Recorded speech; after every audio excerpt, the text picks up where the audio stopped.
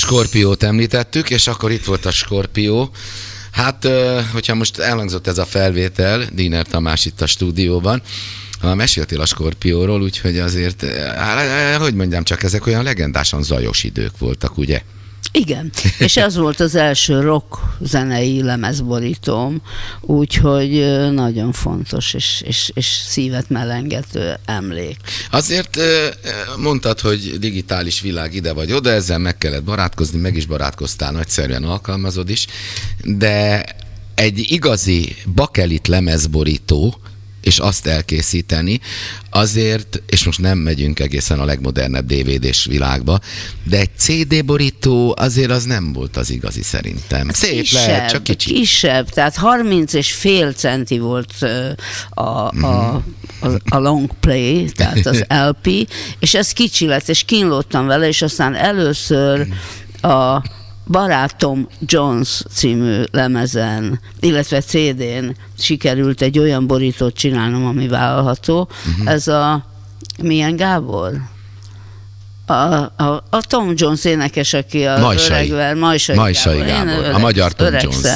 És nagyon jól néz, és jól könyököl, és egy közeli fotó, és akkor éreztem, hogy ezen az úton is lehet tovább menni, mert hát a Majsai egy nagyon édes csillag, akit nagyon szerettem fotózni, és akkor aztán már sikerültek, jó. Például az együttes, ami nagyon sok tagú volt. És nagyon sok tagú volt? Bobán Markovics? Jazz zenekar volt, és hát ez kész.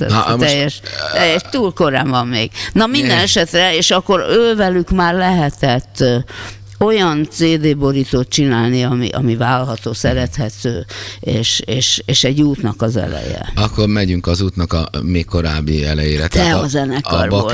A zenekar volt, ez a jazz. Igen, és ráadásul én tudom Alzheimer keresztnevét, Alois, és hogyha azt mondta egy barátom az úszodában, hogyha 24 órán belül eszembe jut, amit nem tudok rögtön kimondani, az még nem komoly baj. Na, szóval vissza a bakelit világba. Kiknek csináltál akár több lemezborítót? Vagy volt a kedvenced? Több lemezborítót csináltam az említett Skorpió zenekarnak, az Oránnak, Omegának egyet. Na most egyetlen én úgy halványan emlékszem. És az LGT-nek is egyetlen egy. De valamire emlékszem egy korábbi beszélgetésünkből, hogy ott az Omega lemezborítónál ott valami először nem tetszett, vagy vitatkoztatok, azt nem tudom már pontosan, de korábban tudom. Volt valami, akkoriban ők felfedeztek egy fiatal grafikust, aki tényleg nagyon tehetséges volt, azóta Amerikában él. És elment, akkor ez a fiatal grafikus fogta, és az összes fotót átrajzolta, ilyen elvarázsolt. És akkor valaki gratulált, hogy milyen jó a lemezborító, és mondtam, hogy ez grafika. Az más. És akkor felbukkant a fiatal grafikus feje a hangfal mögül, és nagyon nézett, hogy vajon ennek a szóösszetételnek melyik része, és hogy mit gondolok, de igazán balhé nem volt. Na beszéljünk akkor a szakmáról, mert ugye azt mondják, hogy az igazi fotográfus, és főleg arra gondolok, aki portrékat fényképez, és most ugye itt vannak a zenészek, akkor igazi, és ezt talán mondhatjuk, hogy nagymesterasszony Keleti Éva. Mondhatjuk. Egy interjút olvastam vele, és azt mondta, hogy bizony ő fotózta úgy Latinovicsot, azért is jut eszembe, mert most ugye nagyon sok rádióban, televízióban Latinovicsra emlékeztek, hogy oda költözött egy napra, és nézte, vagy egy hétre, hogy mit csinál, hogyan él, és akkora nem tudom hányadik fotó volt az, ami kifejezte azt, amit ő akart, és amit az illető is szeretett volna magából látni. Na most a zenészekkel visszatérve, miután nagyon sokat dolgoztál velük, neked is volt ilyen, hogy kicsit többet együtt lenni velük, vagy a lelküket megismerni, hogy olyan legyen az a borító, vagy a fotó?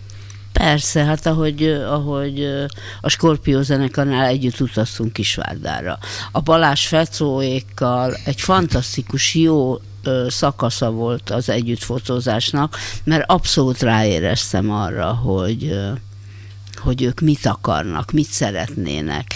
És volt olyan, egy buszba vagy egy villamosba fotóztunk, ami az akkori rockozás és az akkori hangulatot úgy érzem, hogy kifejezte. Tehát ezek jók voltak, így igazán együtt költözés. Ha már nem együtt lakni azért. Akkor már egy nagyon nagy sztár volt, a Filmszínház muzsikának is dolgozott, a Tükörnek, és őt én azt hiszem szívesen befogadták így egy napra. Gyakorlatilag nekem is volt ilyen hosszú odamenés, de nem konkrétan zenészekkel. Tehát, hát színészekkel, te mindent fotóztál. Szóval. Mindenfélét fotóztam, és ezek jó dolgok, mert megnyitja az embereket. Tehát például most épp van egy kiállításom Pomázon, a Teleki kastélyban, ahol is hát egy lovagterem van, és az én képeim elég nagyok, mert azok a művészetek palotájának kristálytermébe készültek, és emiatt nagyok. És itt viszont nagyok, mihez képest nagyok? Hányszor hányasok? 5x5 centihez képest ezek ilyen 100x130-asok. És ezért 13 kép került ki, és még 2 fotóművész nővel együtt van ez a kiállítás. Hol? Az egyik Dékoronyi Ágnes, a másik egy Éva Rost nevű Svédországban élő magyar, aki pomázi volt. Aha, szóval Pomázon van a Teleki Pomázon kastélyban. a Teleki kastélyban, az egész Teleki kastély olyan édes, hogy hazavinném legszívesebben úgy, ahogy van. Kerttel együtt.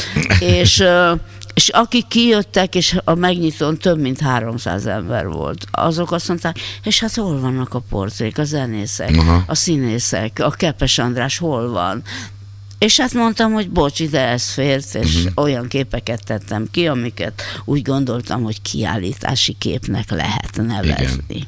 Hát de te csinálsz olyan képeket is, nagyon jól tudom, ami hát olyan, mint egy történet. Istenem, köszönöm, az nagyon jól esik, mert ez a törekvés végül is. Omega? Lehet? Lehet, nagyon jó. Akkor világítsunk petróleumlámpával.